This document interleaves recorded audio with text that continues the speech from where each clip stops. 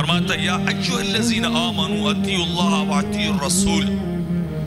اے صاحبان ایمان اطیعوا اللہ واطیعوا الرسول، تمہیں اللہ کی بھی اطاعت کرنی چاہیے اور اللہ کے رسول کی بھی اطاعت کرنی چاہیے، اللہ کے رسول کی پیروی کرنی چاہیے۔ کیوں؟ جو اللہ اور اس کے رسول کی اطاعت اور پیروی کرتا ہے، رب کائنات فرما رہا ہے من یطع اللہ والرسول فاولئک مع الذین انعم اللہ علیہم من النبیین والصدیقین والشہداء والصالحین۔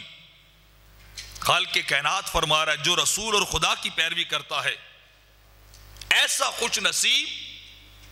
جو اپنی زندگی کو اللہ کے احکامات کے مطابق گزارتا ہے،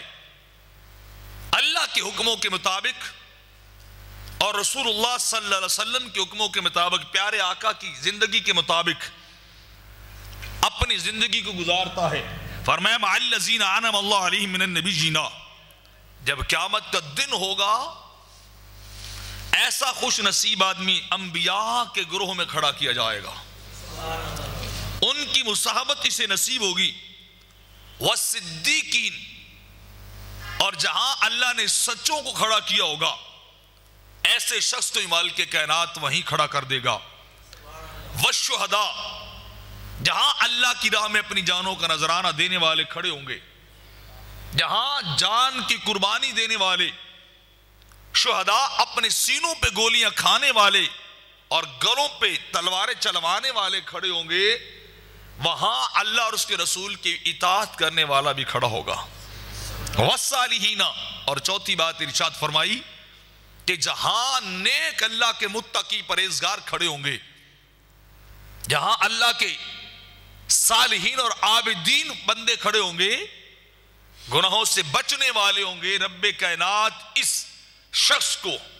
جو اللہ اور اس کے رسول کی اطاعت اور پیروی کرے گا، مالک کائنات اسے بھی ان کے ساتھ کھڑا کر دے گا، ان کی مصاحبت یوم قیامت اسے نصیب ہوگی۔ اور فرمایا حسن اولئک رفیقا، اور رب کائنات فرماتا ہے یہ لوگ جن کا تذکرہ النبیین والصدیقین والشہداء والصالحین، فرمایا ان جیسا تو اللہ نے کوئی ساتھی اور دوست بنایا ہی نہیں ہے۔ جس شخص کو ان کی مصاحبت مل جائے، ان کی کمپنی مل جائے، ان کی معیت مل جائے، اتنے عظیم لوگوں کی کہ انبیاء بھی ہیں، صدیقین بھی ہیں، شہید ہونے والے بھی ہیں اور صالحین بھی ہیں، فرمایا ان جیسا تو کوئی ہم دم اور جلیس ہوتا ہی کوئی نہیں۔ ان کی مجلس، ان کی محفل، ان کی مصاحبت تو ہر ایک کو ملنی چاہیے، ان کا ساتھ تو ہر ایک کو رب کائنات کی بارگاہ